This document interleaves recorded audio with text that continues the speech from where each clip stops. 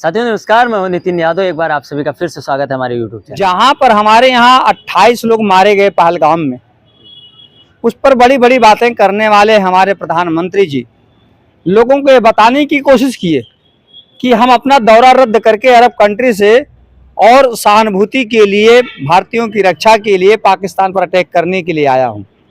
लेकिन उन्होंने शहीदों के घर नहीं गए, जनगणना दे दिया है। जाति जनगणना का डिमांड जो रही शुरुआत में कांग्रेस ने शुरू की थी, राहुल गांधी जी ने करी थी। लेकिन अब चूंकि इंडिया गठबंधन बना हुआ है तो ये सबकी जीत है, समाज की जीत है। लेकिन हमारे हिसाब से न समाज की जीत है न नेताओं की जीत है। इसका क्रेडिट लेने की होड़ भारतीय जनता पार्टी में है और इंडिया गठबंधन राहुल गांधी कांग्रेस में है। लेकिन जनता का उससे कोई लाभ नहीं होना। जाति जनगणना एक बड़ा मुद्दा था, पुराना मुद्दा था, लगातार इसको बुनने में विपक्ष पक्ष लगा था।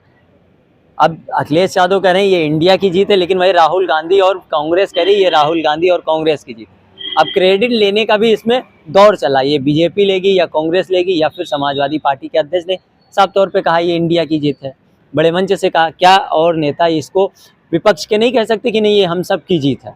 ये एक सवाल है। लेकिन जाति जनगणना इस समय जरूरी क्यों और इससे किसका फायदा और किसका नुकसान? लेकिन ये भी कहा जा रहा है कि बिहार और बंगाल का चुनाव होना है, इसलिए जाति जनगणना बीजेपी सरकार ने ऐलान किया है।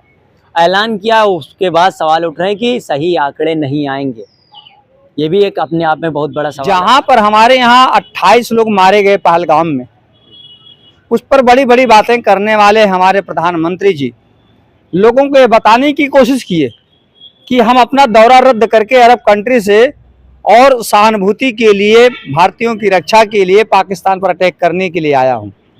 लेकिन उन्होंने शहीदों के घर नहीं गए। वो विनय नरवाल जो असिस्टेंट क्या जनरल क्या एडमिरल क्या था सेना का, वायुसेना का, उसकी हत्या के बाद उसकी पत्नी का जो कहना है, रो रो के बहुत बुरा हाल है। और हमारे प्रधानमंत्री जी कैबिनेट की और सर्वदलीय बैठक में ना जा करके बिहार के मधुबनी में प्रचार करने चले जाते हैं। तो ये बड़ा सवाल उठता है प्रधानमंत्री जी पर।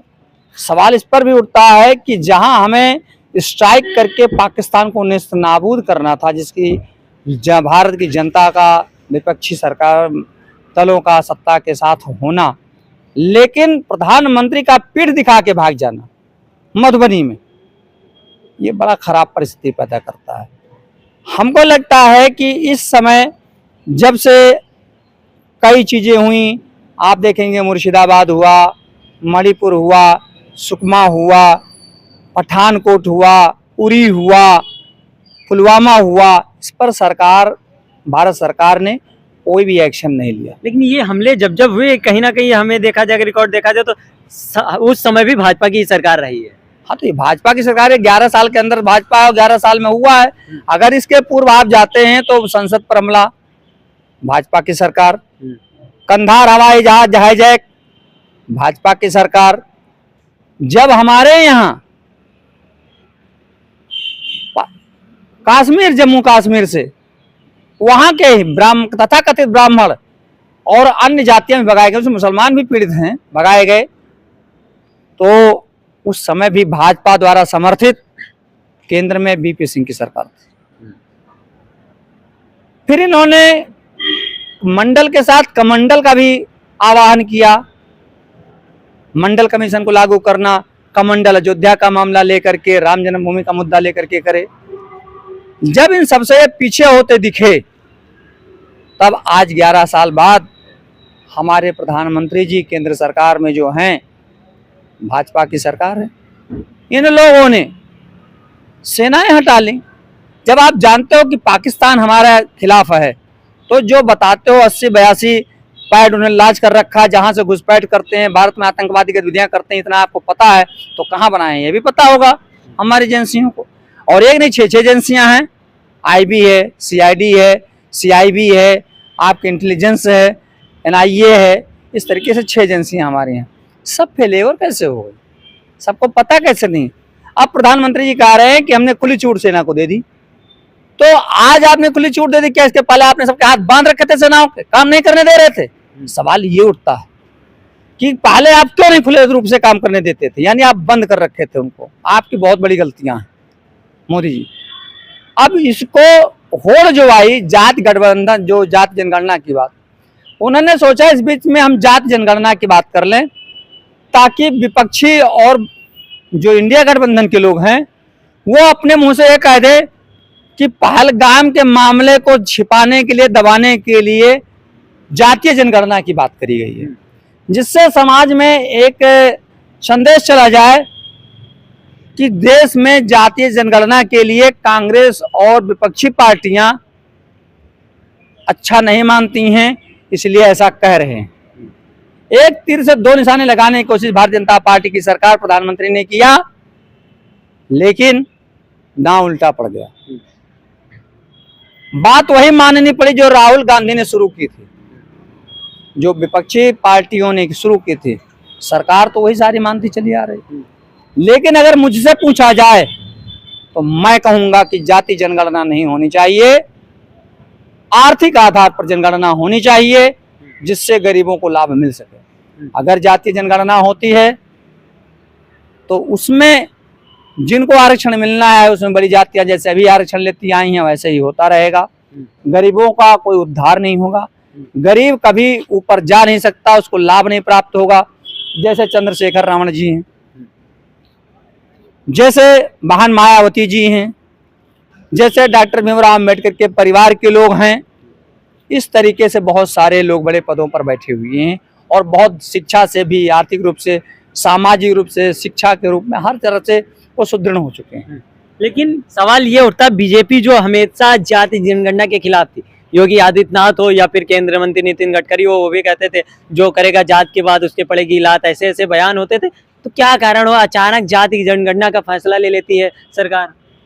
जो करेगी जात की बात उस पर पड़ेगा लात, आप नहीं समझे। जो व्यक्ति अपने आप को ब्राह्मण, क्षत्रिय, यादव, चमार, धोबी, पासी, चौहान, लोनिया, धरकार, बरई, कहार, कश्यप, निषाद ये कहेगा कि हम जाति हैं, उस पर लात पड़ेगी, ऐसा हमको लगता है कि भारतीय जनता पार्टी के नितिन गडकरी का कहना था। क्योंकि उन लोगों ने तो पहले ही सरकार बनाई, उन्होंने कहा उत्तर प्रदेश में क्षत्रिय बना दिया, असम में हिंदू विश्व शर्मा उनको ब्राह्मण बना दिया, हेमंत विश्व शर्मा को, मोहन यादव को मध्य प्रदेश में बना दिया। तो वो लोग तो खुद ही जातिवादी हैं, वो कैसे शब्द कह सकते हैं? और ये तो बनाते ही हैं कि इतने मंत्री किस जाति के रहेंगे। आप देखेंगे उत्तर प्रदेश में कोई भी मुस्लिम ना विधायक था ना एमएलसी था, तो उसके मंत्री दानिश अली अंसारी नहीं बनाए गए? बनाए गए। मोहसिन रजा नहीं बनाए गए? बनाए गए। जफर इस्लाम सांसद राज्यसभा मेंबर बनाए गए नहीं बनाए गए? बनाए गए।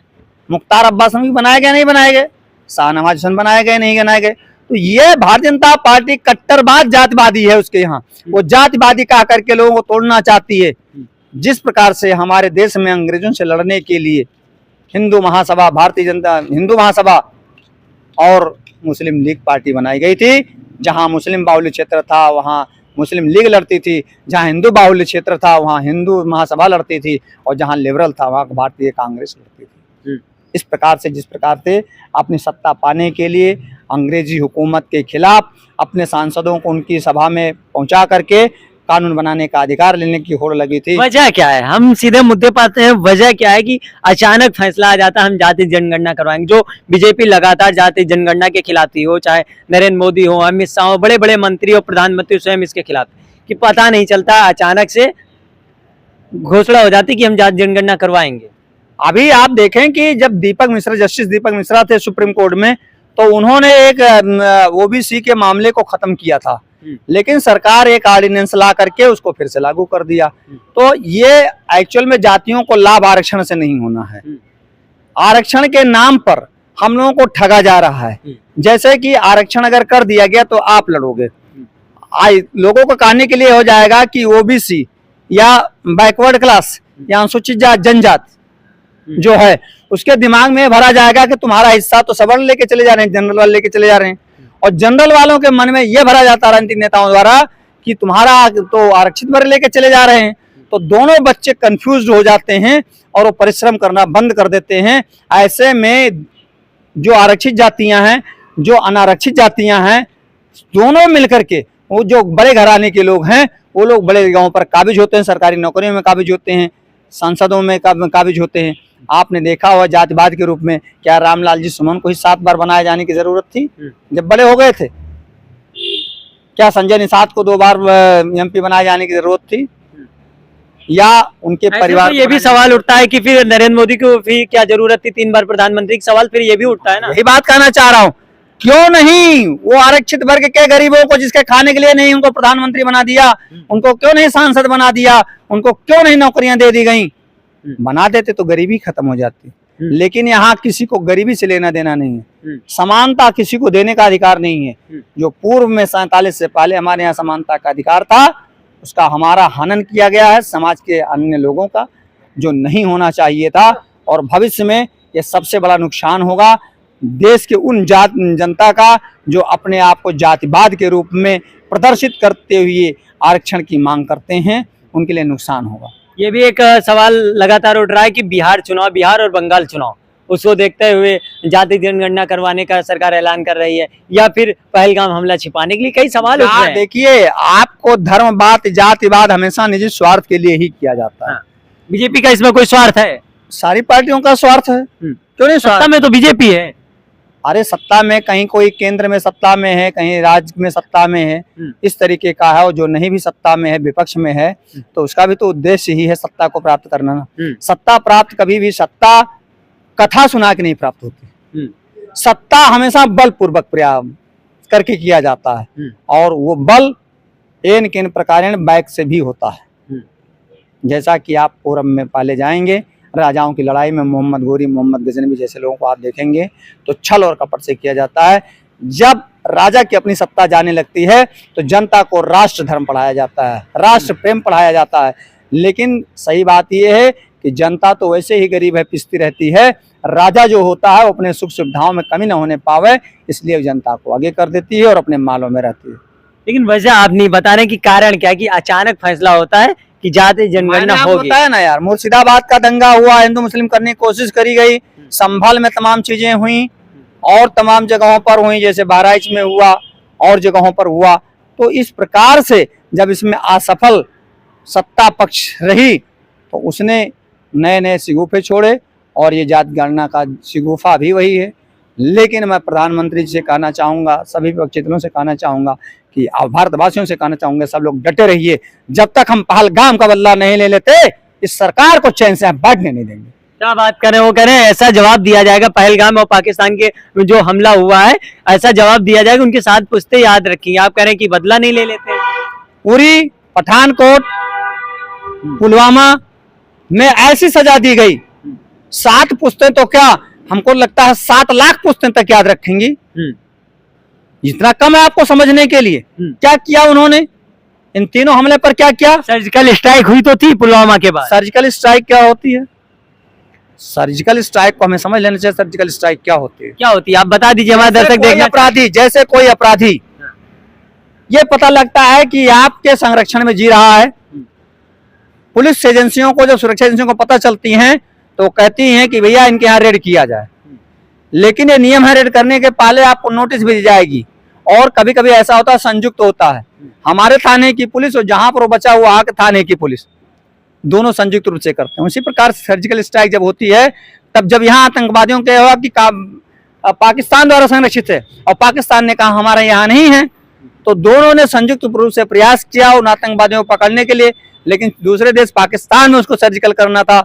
तो इस प्रकार से भारत की सेना वहां के सेना को उसमें लेती है, विश्वास में लेती है और दोनों का संयुक्त होता है। तो जिसके घर अपराधी वो दूसरे घर में छिपा देता है। और सर्जिकल स्ट्राइक में क्या होता, पकड़ा तो जाता नहीं। पहलगाम में जो हमला हुआ, जो 28 लोग मारे गए, उनके अपराधी जो उनको मारे या आतंकवादी कहें या अपराधी कहें, जो भी कहें, उनको सजा कब मिलेगी? क्या सरकार उसके लिए कोई काम करेगी या कोई नया प्लान बना रही है? उसकी सजा सरकार कोई प्लान नहीं बना रही है। हमारी सुरक्षा एजेंसियां जो हैं, हमारी जांच एजेंसियां जो हैं, इनके फेलेवर हैं। ये गृह मंत्री ने भी माना है, प्रधानमंत्री ने भी माना है। तो उनके खिलाफ क्या कार्यवाही कर रहे हैं और क्यों नहीं कर रहे हैं, ये सरकार को बताना चाहिए। लगातार पहलगाम हमला जो हुआ, लगातार उस पर बैठकें हुई, लेकिन जब बैठक होती है तो ये सोचा जाता कुछ बड़ा होगा। अब पाकिस्तान को शायद जवाब दिया जाएगा। फिर दूसरे दिन बैठक होती है अधिकारियों के साथ, फिर सोचा यही जाता कि और बड़ा होगा और पाकिस्तान को मुंह तोड़ जवाब दिया जाएगा, क्योंकि कहा जा रहा पाकिस्तान ही आतंकी, लेकिन कुछ नहीं होता है, सरकार हमें थमा देती है जाति जनगणना। और उसी पर सत्ता पक्ष और विपक्ष अब उसी पर राजनीति करना शुरू हो जाता है और पहलगाम घटना कहीं ना कहीं दबती दिखाई जा रही। क्या पहलगाम में जो हमला हुआ है, जो मारे गए हैं, उनके हत्यारों को सजा मिलेगी या नहीं मिलेगी, ये तो आने वाला समय बताएगा और सरकार इस पर क्या करेगी ये फिर देखने वाली बात होगी। लेकिन आपका क्या मानना है? हम मिश्रा जी से बात की, अपनी बात रखी, आपका क्या मानना है कमेंट बॉक्स में जरूर बताइएगा।